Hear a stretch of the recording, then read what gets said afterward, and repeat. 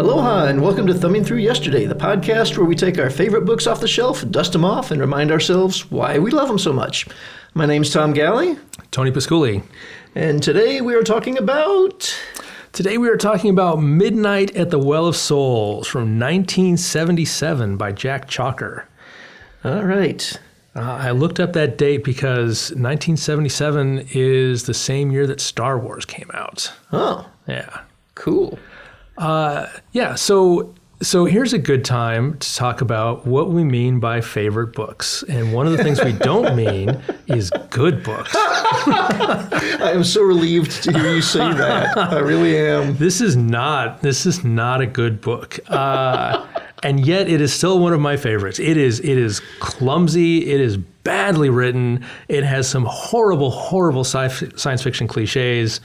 And despite all of that, it is wonderfully entertaining, and just it really, once you get past the initial chapters, which are really, to me now, almost unreadable, once you get to the well world, it just grabs you. There's a lot about the well world that is just, you know what it is? It's the fact, and I think this is a book that would, I'm going to be gender essentialist here, and I say this is a book that's going to appeal to male readers more than female readers, because it's almost a game system as opposed to a book. It's part of the fun of this book is that you have this world which has 1,500 and something different hexes on it, each of which has a different race. And if you come through as an outsider, you get sent through a portal and you pop out as one of these things. And that is very much like rolling a character in an RPG or going through the Sorting Hat at Hogwarts. And part of the fun of this book is just, people come through and one ends up as a this and one ends up as a that.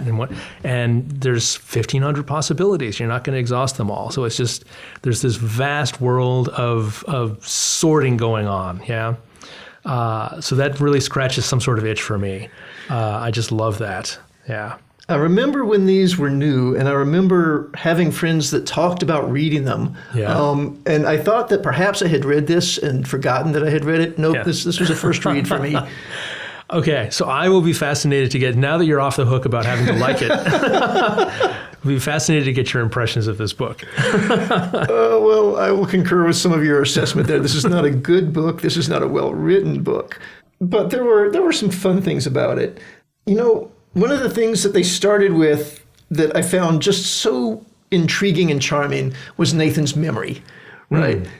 There's, he has these flashes early in the book. He has these flashes and he can't remember where they came from. He's thinking about a particular group of people who have cloned themselves and repressed their sexuality. They're basically interchangeable. They're just shy of being robots. Yeah. And he thinks, that's just another ant from the anthill. And then he thinks, what is an anthill? What is an ant? Why do I know these words? Right? Yeah. That was so much fun and so intriguing, and Chalker just stops. Yeah. Once they get to Well World, poof, that is gone. And it was so much fun to me watching the slow understanding that Nathan is something other than what we assume him to be at first. And also something other than what we assume to be at second. Well, no, actually, once I got past the first, I knew exactly where they were going with him. Really? Yeah. Did you? From the moment he went through the first gate, I knew exactly where they were taking him. It was, to me, just so transparent. And fascinating. Actually, I've got a highlight here. Okay. Give me just one. Okay, anthill, he thought. Now, what the hell were ants? All right, so here we go. He has just gone through the gate. Yep. And he's woken up and he's looked down at himself. Well, I'll be damned, he said aloud. Of course, that had to be the answer to the first question. I should have figured it out in Surge's office. Sometimes the obvious needed to be belabored. Yeah. Okay, I highlighted this for two reasons. One, I freaking hate that. When people talk out loud to themselves? No. He can talk out loud. He can do that all he wants. But the fact that there's suddenly been a reveal and the author is choosing to hold it from us. Yes. And it turns out to not have a decent payoff at all when we get around to it paying to the big surprise is, he hasn't changed. Yeah. Which I knew. Reading that sentence, I knew what it was. And yet Chalker's going to withhold it from me and try to turn it into something big later and fail. But at that moment, I knew what was going on. Or I won't say knew, but to a high degree of certainty, I I have was to like, ask you, what is going on there? What did you know? What did you know? he is essential to the operation of the well world. Yes. He is not one of the founding aliens. I've lost the name. Markovians. The Markovians, because Yeah. that's too obvious. But he Yeah. is actually something transcendental to a Markovian. Yeah. Okay. And you got that from that passage? At that moment, Wow. Okay. I'm impressed. at that moment, I'd lock that down at like a 75, 80% likelihood. And what do you know? I called it on that. I'm impressed. I think there's a lot of misdirection about what he is, and there's a lot of hints that he's clearly not human. There's a lot of hints even before he goes through that he's not human because yeah, we he's get lived that. through. He's hundreds and hundreds of years old, and this is in the future. We have rejuvenation treatments. But then we get the confession that he's never been through rejuve. He's right? never been, and he's also older than recorded languages on Earth. But I mean, that was if he had kept with that, Yeah. right? But nope. He goes back through the portal. Suddenly, all of his memories are back. He knows everything that's going on. He's already intuited the plot of the movie. Now this has changed to everything I hated about the Fletch book, Okay. right? Where there's something bigger going on that we're not going to be allowed even the chance to see. Is completely internal to this guy. Yeah. So, meh. I kind of enjoy the mystery a little bit. And I've read this book before and I was still surprised because I thought I knew right from the get-go that he's a Markovian. It's like, okay, yeah, I remember we read this book before and he's a Markovian. And so, because I remember very graphically the scene where he turns into the form of Markovian once they enter the Well of Souls. Yep. And Wu Julie is, of course, completely dismayed by that. Now that I thought actually Chalker did a fantastic job of setting up, right? Because a couple of times earlier he had intimate brushes or almost intimate brushes with Wu Julie, and then he would go off and be moody about it. Yeah, And I'm like, yeah. why is he going off and being moody about it? What the hell is wrong with this guy? Yeah. And then, okay, so that actually paid off. He did a nice job of setting that up. I guess he sets it up nicely. I think Wu Julie gets treated very shabbily in this book. I think that one by Chalker and two by Nathan Brazil. Yeah. I felt like he could have given her more credit for being, this is something freakish and outside of your. She's been through a lot. Obviously, she's a sponge addict. She was not particularly bright to begin with because she was bred to be a sex slave. And She was bred to be a farm worker, but she was so bad at it they promoted her to sex slave. promoted her to sex slave.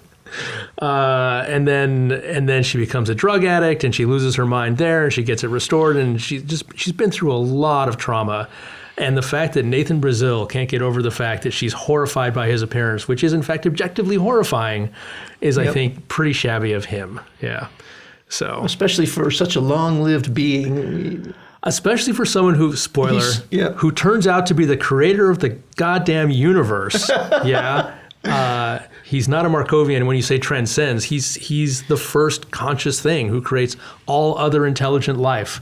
And it's like, you can't take a little bit of pity on this woman and just, and not go, you said my name. He knows how she's going to react. He Yeah. knows how she's going to react. And yet, when she reacts the way he knows she's going to react, he takes that personally. He does. He scorns her for it. I just think that's wildly unfair. Yeah. Yeah. But I guess if you are, God, you don't necessarily have to play fair. I guess not, but it's a little bit. Would have been nice, though. I mean, she was a pitiable character. She really was. And okay, so the final sentences of this book. So Nathan Brazil, 15 days out, bound for Coriolanus with a load of grain, still waiting, still caring, still alone. There is a book that comes later in this series that ends almost identically with still waiting, still caring, no longer alone. And I remember that so vividly that I thought it was this book. And I thought it was Wu Julie that he ended up with, and I was very sad that it wasn't. But so somewhere down the road, he ends up with someone. Yeah. I don't know how that works when you're the creator of the universe, and it's like, what mortal person is going to satisfy you? But that's way several books into the series. So, yeah. Now, the version that I read, I read through the foreword. I don't remember who the foreword was by. It wasn't someone I recognize. Yeah. But he talks about the author of The Forward, talks about the fact that reading this book was a life-changing experience for him, and how the views of transformation were so powerful and so relevant to the sorts of things we as a society are exploring now with, loose definitions of gender and whatnot. And then I read this book and I thought, this book? This book in 1977, you got to give, it's 1977. Yeah. I don't know. I still feel like one of the things that I wrote down here, there are no aliens in this book. And we've got a world of what, 1600, whatever the number was. We're exposed to a couple of dozen, and the audience at home, you can't see, I'm going to throw air quotes around this word, aliens. Yeah. Every single one of them thinks and talks exactly like I think and talk. Yeah. They make comment about, I don't understand your people and you can't understand mine. But there's absolutely nothing that is ever articulated that is even remotely confusing. Okay, well, all right, the ball of gas says a couple of things that are cryptic. Yeah, barely. I've met more cryptic human beings. Right. Yeah. This is one person putting on multiple masks, Jack Chalkern, doing a really poor job of pretending to be not human. He's a terrible writer. Yeah.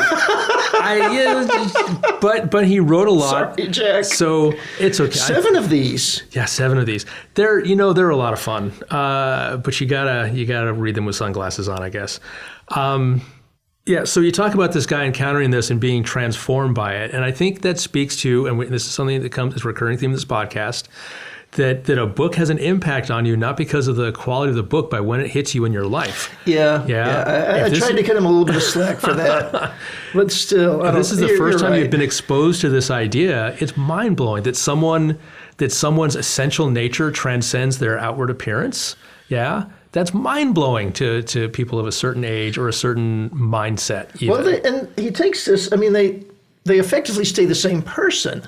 Yes. Right? One of them becomes a tree thing. Yeah. And now she doesn't have to eat. She has to sleep and stand in the sun and stand in water every once in a while. Yeah. And just fine with that. Okay. Now, part of the transformation process, it rewires your brain so that you're supposed to be fine with it. Yes. But there is in none of these cases do we get to see any meaningful amount of discovery. One of them is now awakened to the fact that sex exists. Yeah. Right. That's really about the limit of it. Even though some of them are changing genders, they're all changing species. There's none. This could be such ripe area to really explore the relationship between personality and form, or any number of things. There are so many issues that could be addressed here, and it's just. In the hands of a better writer, sure. Yeah. Even Heinlein tackles this subject with more depth and nuance than Chalker does here. Yep. I think, I do want to say that Wu Julie does get a happy ending, and her happy ending is that she gets to be a man. That's something she talks about with Brazil. She says, I've been a woman all my life and I kind of hate it. And so he turns into a man and puts her with, what's her face? Viridian, I can't remember. Viridian? Some other person who had the other woman of the group. Similarly horrible experience with life. Yeah. Yep. So they get to find each other and be together as human beings on Earth, I think. Yeah. As farmers. They have their own little farm. Yeah. Yeah. And that's kind of nice. Okay. So I highlighted a thing. This is literally the 3rd sentence in the book. It's just an example of how terrible this writing is. Dalgonia is a barren, rocky planet near a dying sun, bathed only in a ghostly reddish light whose beautiful rays create sinister shadows against rocky crags. It's just adjective. It's like, and everything is Dalgonian or Markovian. The names are just so clumsy. At least there are no apostrophes in them, which is the other crime that all fantasy novels do. But it's just. And yet, despite all that, it is so much fun. The ideas are incredible. I love the ideas in this book. That you have a race of beings who essentially burn out because they have everything they ever wanted. They turn themselves into gods, and they're just like, now what? And so they create the well world. The well world is their answer to now what? After you've gotten everything you ever wanted in your life, and it's not enough, you go back to the beginning and you start again. Yep. And then again and again and again and again and again. Yeah. That's a neat concept. And I don't remember if it was in the foreword or if I came across it somewhere else, but there's a definite, you can see the Forbidden Planet as a route for this. Yes. Yeah. Right. Yeah. In the Forbidden Planet, of course, the Krell got it wrong and they were destroyed by their own psyches. But the question that Chalker attempted to raise and answer here is, what if they had gotten it right? Yes. And I won't say that his answer is optimistic. Forbidden Planet, I think, contains the worst line in all of science fiction. There were things man was not meant to know. It's like, that's just a repudiation of science fiction in my view. Yeah, it's like, no, there were not. You are wrong, sir. You are wrong. There are things that is dangerous for man to know. Absolutely. Yeah. Might be things we shouldn't know yet. Maybe. Yeah. Yeah. So you were talking about adjectives. So this is a little thing, but go for it. Nathan gets not reincarnated, gets transferred into a stag. Mm-hmm. And then they place a little voice box on his head so that he can communicate. Yes. And they spend a little bit of time talking about the fact that his voice, and my Kindle is frozen, the fact that his voice box does not work terribly well. How do you like my new voice, he asked them. Thin, weak, and tinny, very mechanical sounding, the bat said. It doesn't sound like you at all, Nathan, Wuju said. It sounds like a tiny pocket radio, one the computer was using. So we've got a pretty good idea of how crappy this little voice box is. And yet for the rest of the book, he's impassioned and articulate. He whispers. He says things convincingly, darkly, menacingly, supportively. Again, with adjectives. Yes, and through an AM radio, and it never comes up again, and how awful his voice. I thought about that. It's like, this... And it's not the first time that they had done that, he had done that in this book, right?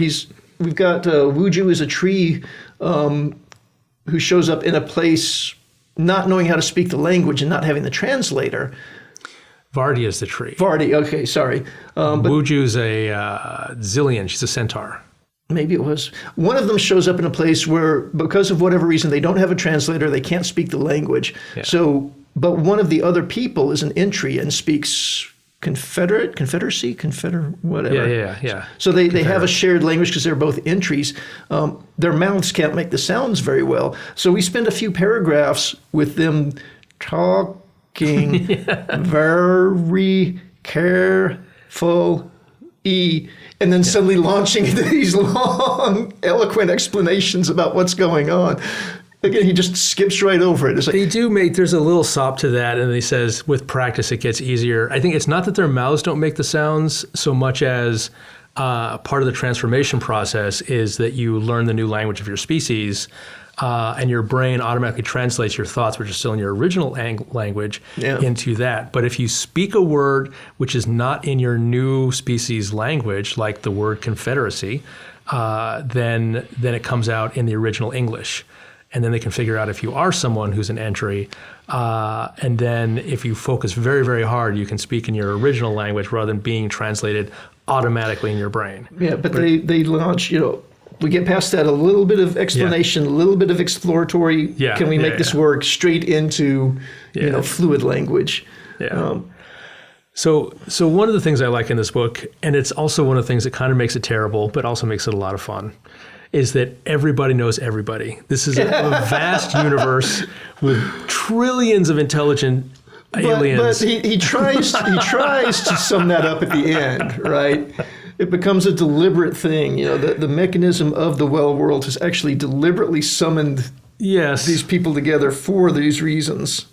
It's just delightful, though, that they, these people who just happen to be thrown together in this spaceship and they get sucked through a portal into an alien planet, and then this 6-armed walrus snake creature greets them, and it says, "We'll all be goddamned if it ain't Nathan Brazil." Yeah. That's the kind of flavor of the Star Wars universe, where it's this huge sprawling empire, and yet there's only a handful of people that really matter. Yeah.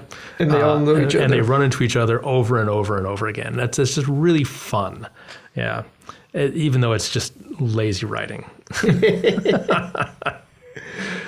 On the silly things front, they make a big deal. Chalker makes a big deal.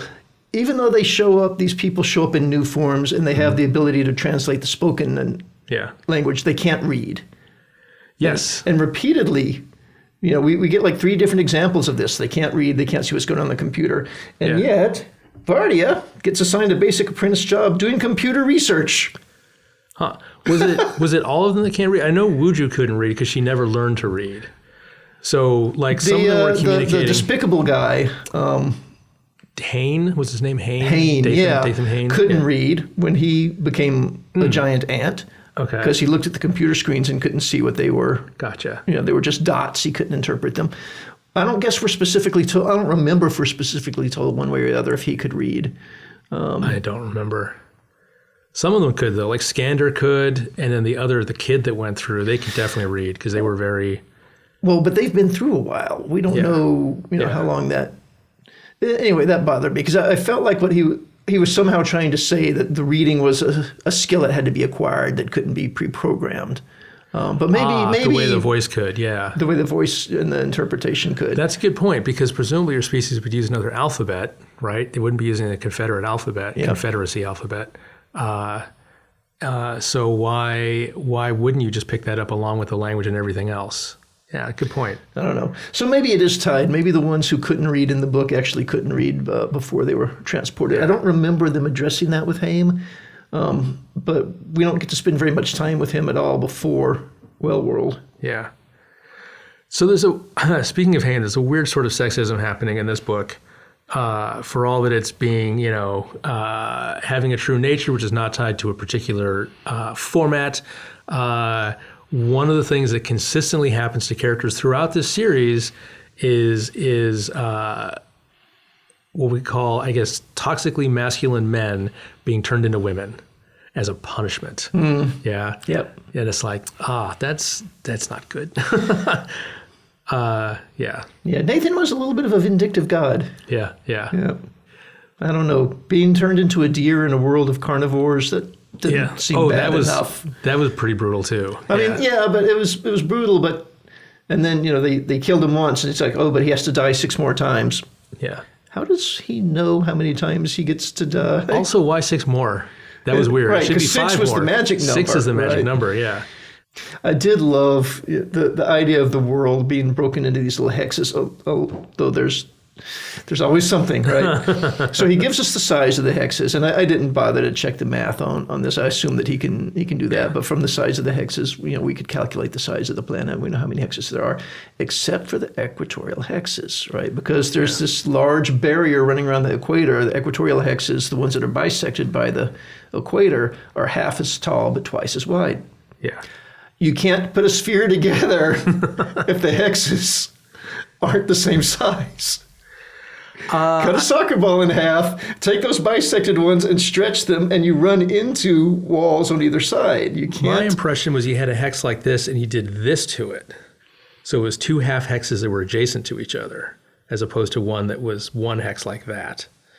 But you can't tessellate hexes on a sphere anyway. There's a lot of funkiness going on. There's a lot of dancing and hand waving where you have an entire ecosystem, and one hex has, a saltwater ocean, and the very next hex over has a freshwater stream that connects to it. Force barriers, and unlimited power. It's all kind of sketchy. Yeah. So, but like you said, it would make a great game. It would make a great platform for a gaming system. And the 1,500 species, the 1,500 hexes currently on the planet, are just the last 1,500, the most recent 1,500 to do. Exactly. There were predecessors that just didn't work out, so they emptied the hex and started over again, or they did work out and they're going on another planet and they emptied the hex and started over again. Yeah, so there have been hundreds and hundreds of races through each of these hexes. So could you imagine setting that up as a role-playing game, and you've got... Yeah. Although you'd actually have to come up with cultures that didn't make sense in order for the game to be any fun. So it's interesting. There's a genre now called lit RPG, which I thought would be right up my alley, but it's so far everything I've read in that genre has been just absolute trash. So if we have any listeners out there who are into lit RPG and can recommend a good one, I'm all ears. But this is when I think of what lit RPG should be. It's this. It's just like you can feel the mechanics underneath the story, right? Mm-hmm. It's like someone created a fascinating series of mechanics, and there's a story that over it, and obviously that these mechanics support many, many stories. witness there are 7 books in this series, and they're all very different. Yeah, and Nathan Brazil, I don't think is even in the next book, or the next 2 or 3 maybe. Yeah. So, well, I will say, finishing this one, I have very little desire to move on to the next. If you don't really enjoy this one, you should not read anymore. Well, I don't think you're going to get anything out of them. I could see it being something that I would enjoy as an early teen or tween, or even earlier than that. But yeah, the flaws really impede my enjoyment of what could be a fantastic story. Yeah, I think I first started reading these in either high school or college, a long, long time ago in any case. And, when my biggest concern as a reader was trying to keep my queue full, it's just like I would discover a new writer and it's like, oh, thank God. And then I could go out and buy everything they'd written and just have a stack of books knowing I wouldn't have to worry about that again for like a week. Yeah. So I can see that being useful. I thought this was a fantasy series. Interesting. Because I remember when they were relatively new, and I remember friends talking about these books. It's surprising to me that I never read one of them. I don't know why that happened or how that happened. It just, Maybe you picked it up and put it down again. Nothing in this was familiar. Yeah. Although, maybe I've just forgot. Maybe that's why I intuited what Nathan. Let me go back on that claim that I made earlier. I had no idea Nathan was going to be God. Okay. But I did know that Nathan was going to be more than a Markovian. Okay. And my underlying belief was that he was going to somehow be the physical embodiment of the computer brain.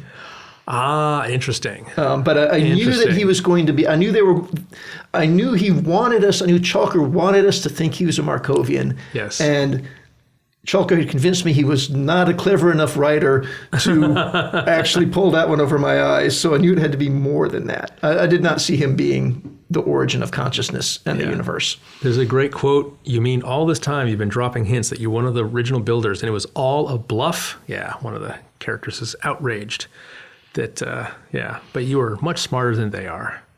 Well, that was not a high bar to clear. You said you thought it was a fantasy series, and it brings up the interesting idea of whether it is fantasy or is it science fiction. The fact that some of the mechanics are explained, because once you have basically a brain is so intelligent that it can reshape all of reality, at what point do you distinguish that between science fiction and fantasy? Right. It's the science is so advanced it is basically magic at that point. The Markovians are magic. That somebody makes that specific comparison at some point. And everything aside from the fact that the Well World is a planet and people arrive from other planets, once they're on the Well World, it plays very much like fantasy, except for the fact that there's a computer at the heart of it that they have to get to. Yeah. Yeah, it's I expected it, when I say I expected it to be fantasy, I was expecting it to be much more, the Well of Souls, whatever it turned out to be, would be some sort of mystic portal, which, okay, I'm not far off on that. Yeah. But I mean, we'd have, sorcerers and damsels and dragons. Okay, we almost do have dragons. Well, you're right. I mean, there's that line at which, technology and magic are indistinguishable from each other. But this is still, I mean, it was fabricated. They use the word computer to drive everything. Yeah. So, that's sci-fi. Even if the computer is being used to create magic, that's still, sci-fi magic. It's interesting because one of the things this reminds me of is Stephen King's Dark Tower series, where there's a series of people that are trying to get to the Dark Tower, which is the key to this universe. And it plays as pretty much straight up fantasy, except for these things called breakers, and they work on psionics. What do we call that? Telekinesis, what? Anyway, mental powers. They have mental powers, and that this series of books that King wrote overlapped with a lot of his other books. So in fact, Hearts in Atlantis, Low Men in Yellow Coats overlaps with that series. Get that. Had that tie into the series I haven't read. So it plays out very, very similarly, and that series reads much more definitively as fantasy, even though because you still have overlap with multiple other worlds, including ours, it's also very science fiction-y.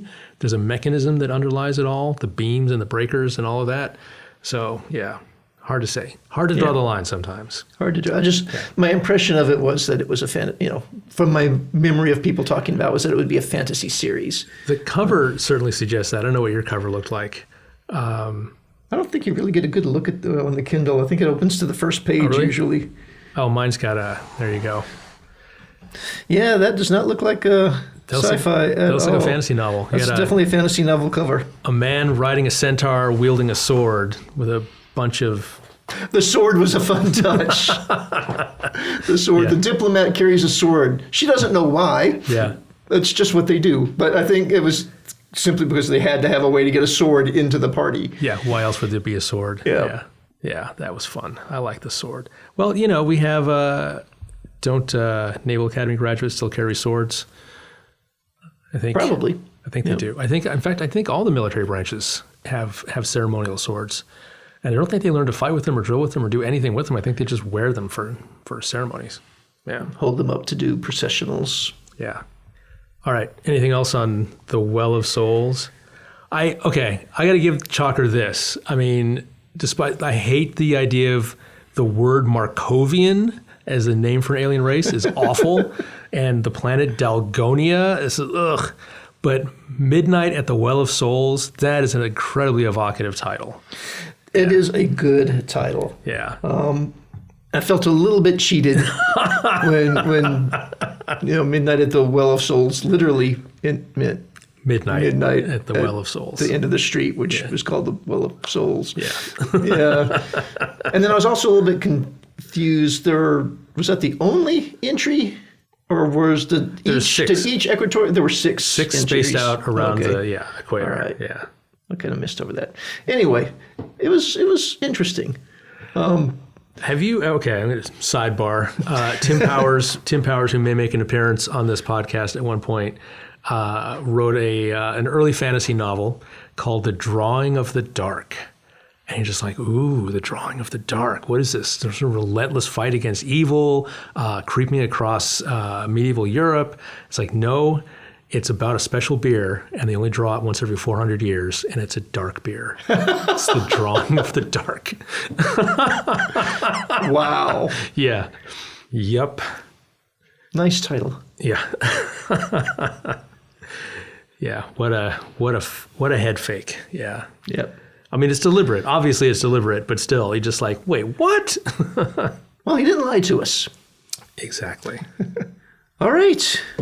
That all we got to say about Well of Souls? I think it might be. I think, again, I'm not recommending this. Don't go out and read it on my recommendation. But if you can get through the first couple of chapters, which are pretty clumsy, it is a lot of fun. Yeah. Okay. I didn't have very much good to say about it, but I will say overall I did enjoy the read. Yeah. This is not an awful book. This would be a great book if I think it'd be a good airplane book. Oh, yeah. Yeah. All right. All right. What's up next? Going way back into my childhood here. Uh-oh. A little bit of Jack London. We were going to Jack read London. White Fang. Oh, wow. That's amazing. Okay. I'm looking forward to that. All right. See you in 2 weeks. See you in 2 weeks.